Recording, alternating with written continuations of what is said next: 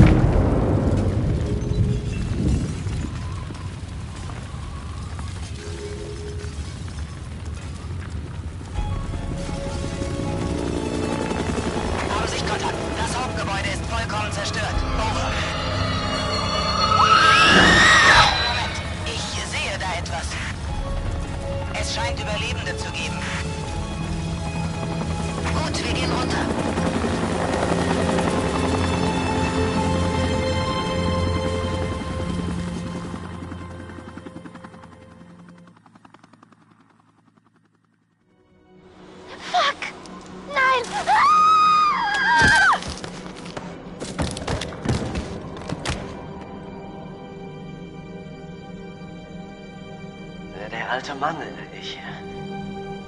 Ich kann ihn gar nicht beschreiben, ich meine. Sie sagten, Sie hätten sich von ihm verfolgt gefühlt. Hat das noch jemand aus Ihrer Gruppe gedacht? Naja, ja. Hat ihn vielleicht diese Person getötet? Was? Nein, nein, Sie verstehen das nicht. Glauben Sie... Hat er Sie angegriffen? Er hat mich gerettet. Und ich habe ihn sterben sehen. Das war Jessica. Ich weiß nicht wie oder warum sie da unten war, aber ich weiß, ich habe sie gehört.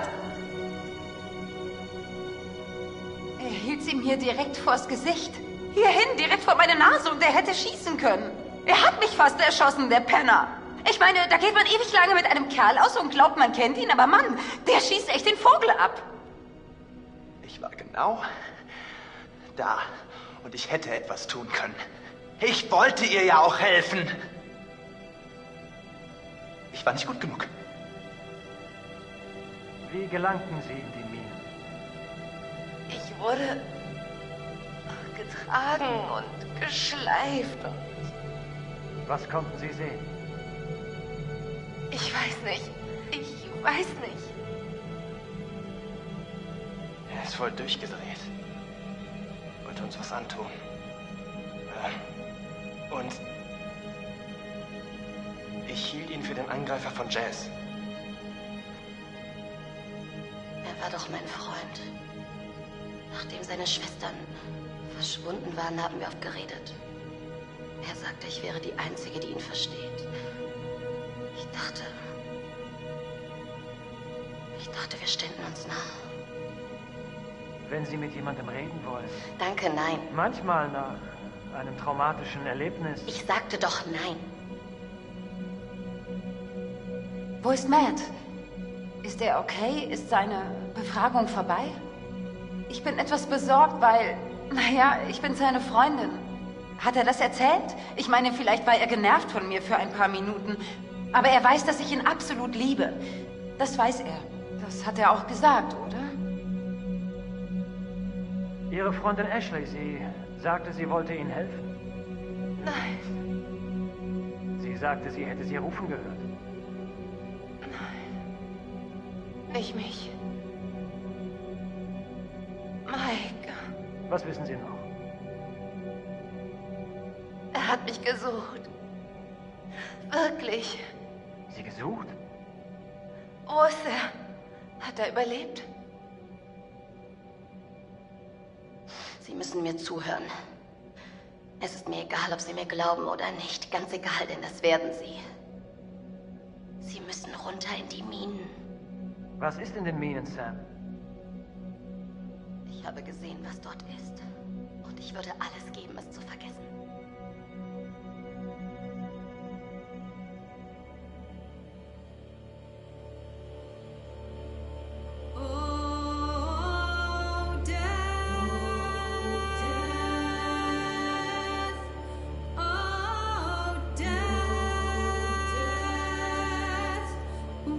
You spare me over till another year.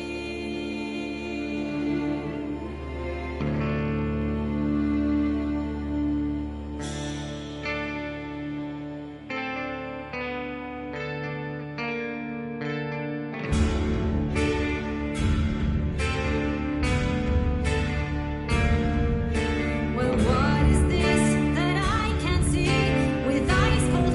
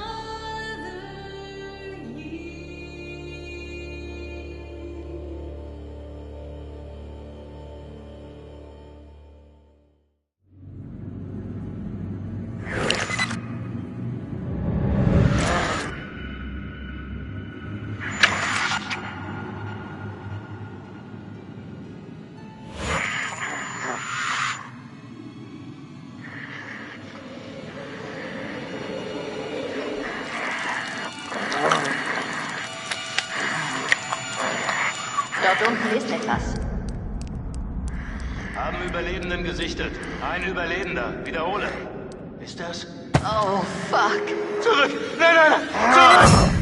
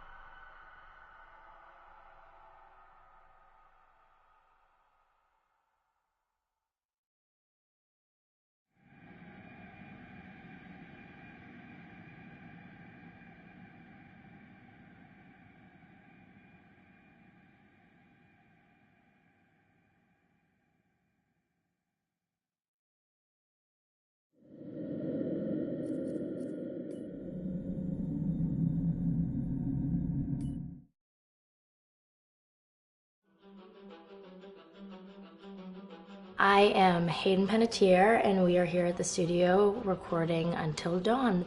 My name is Rami Malek, and I play Josh. My name is Megan Martin. My name is Brett Dalton. My name is Antonella Lentini, and I played Hannah and Beth. My name is Jordan Fisher, and I play the character Matthew, Matt for short. I'm Nicole Bloom, and I play Emily in the game. My name is Noah Fleiss. I am Galadriel Steinman, and I play Ashley. So Until Dawn is the story of 8 teenagers who revisit this cabin in the woods about a year later after a really traumatic experience where I've lost 2 of my sisters, so coming to kind of get some closure in that respect. One of the things that Larry does really well is make these multi-layered characters, and I think for just the story in general, it follows the quintessential horror film plot lines, but the characters are so unique in themselves, and I think that's very cool. Oh, I hope this was the right thing to do. What? You know, getting everyone together on the anniversary.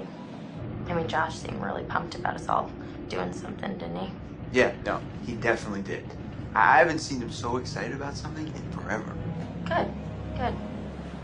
Sam and I have a few things in common, such as being huge lovers of animals, and she's a huge animal lover. She's vegan. She is a pacifist. I'm not quite sure if I'm gonna go as far as saying that I'm a pacifist, but she's spunky and cool. I know that she, I think, is made fun of a little bit by the rest of them who think that her morals and her beliefs in that area are a little ridiculous and they don't agree with them, but she doesn't care. It doesn't stop her from being herself, and that's something that I hope I have in common with her. You know, he definitely can be depressed at some times and a bit of a loner, but he takes some solace in one of his sister's friends, Sam, played by Hayden Panettiere, and invites everybody back to the same house the next year to kind of find some closure. Jessica she has a whole lot of personality. She is definitely the sort of mean girl character that, you know, at school she knows she's pretty, she knows that boys like her, and she's going to use it to her advantage. He's got a big heart, and you can tell that that's very evident, especially how he treats his girlfriend, Emily, and, you know, he's kind of a meathead, but in the best way possible. She really knows what she wants, and she manages to get that from whomever it is, whether it be Matt or Mike. You know, she's really driven, and I can definitely relate to that. My character is Chris, and he is what society might consider the nerd of the group, and he kind of embraces it. Ashley she's a little more serious than some of the other girls. She's definitely very intelligent and thoughtful. She kind of looks at the whole big picture of things. She's not quite as geeky as Chris, but they connect in a lot of ways. Mike is like big guy on campus. He's the class president who has some charm and has brain, and I don't know, people seem to like Mike. He gets away with a lot, though.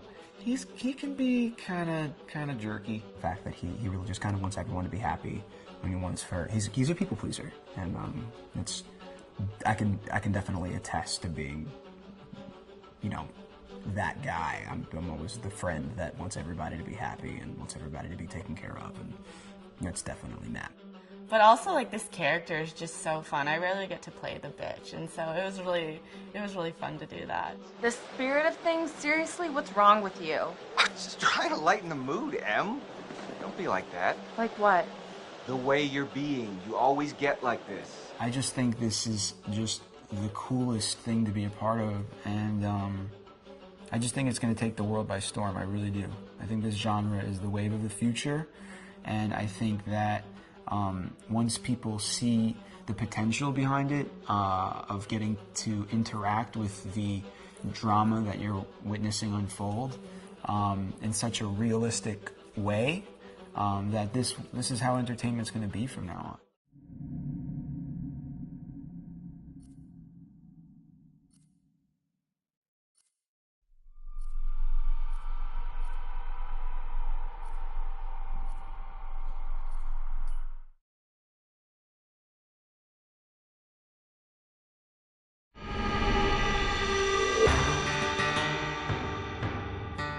America's Northwoods border region. Within this land of 10,000 lakes and miles of dense timber, a hideous creature is believed to lurk. The Northwoods is probably one of the last frontiers in America. There's still a lot of places in this area that hasn't been set foot by man. Monsters and mysteries exist here because it is remote. Up in the Northwoods, winters are long. In times of biting cold and isolation, a devouring monster is believed to come forth. It's terrorized native people for generations. Growing up, I was told, like, don't go outside, the Wendigo will get you.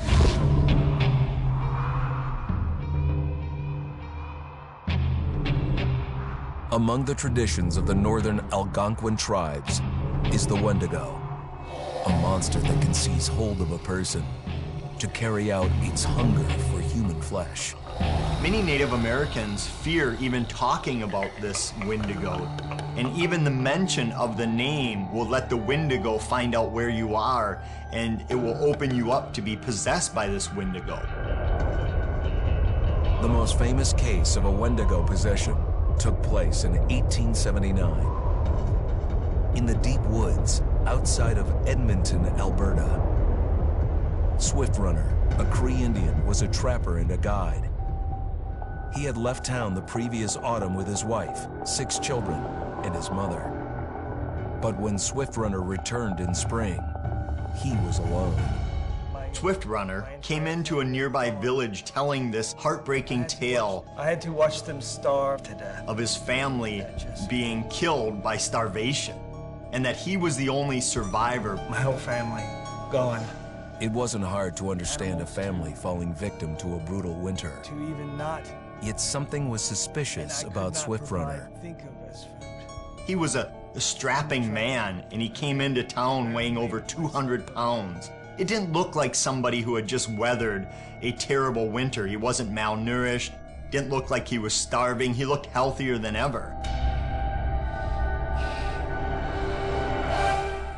After a few nights, it became clear that something was wrong. He started having night terrors, screaming in his sleep. I am the Wendigo! Villagers alerted the police.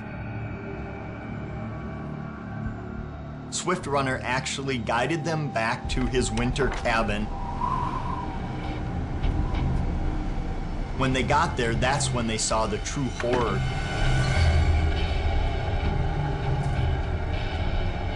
Human skulls were scattered around, many bones, some of which had been snapped in half, and the marrow inside had been drained.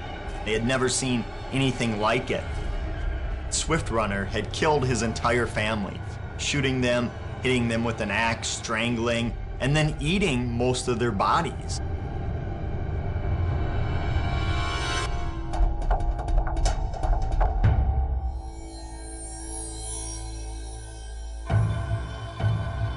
right up until the moment the noose was on his neck.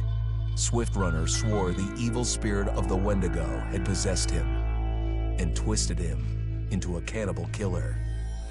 When he was on the gallows, Swift Runner himself said, "I am no longer a man."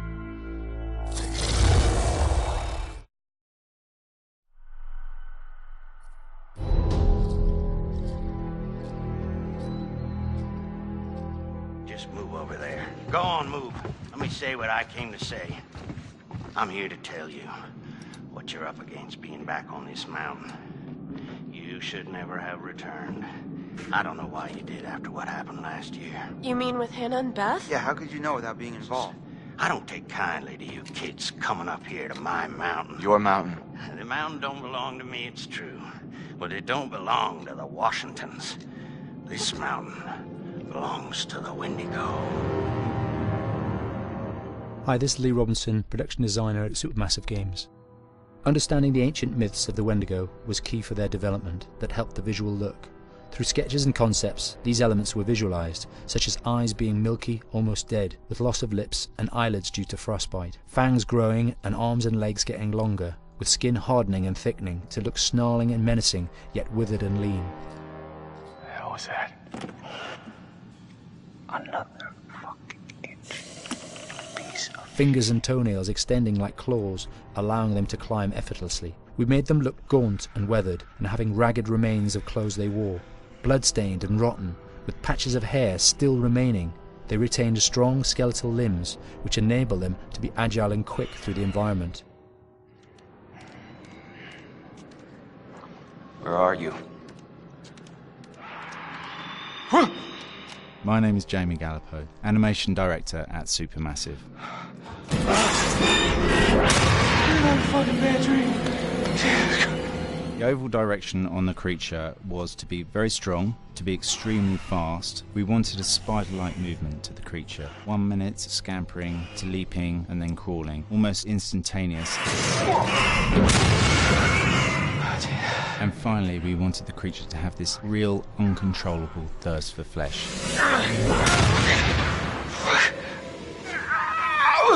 From a sound design perspective, the Wendigo is a real challenge. For the main vocalisations of the Wendigo, we used our own vocalisations, various different animals from the exotic to the farmyard, various plugins and processes to gel these sounds together and keep a human resonance behind that voice, telling the backstory of the Wendigo.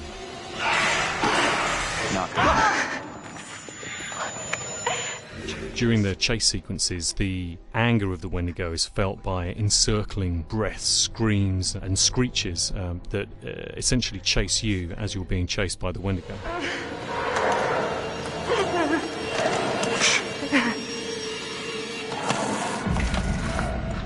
We would layer them up in a multitude of layers, sometimes 15, 20 sounds playing at the same time, to build up the vocalizations for this fearsome creature which is always in attack mode, hyperactive and chasing you throughout the game.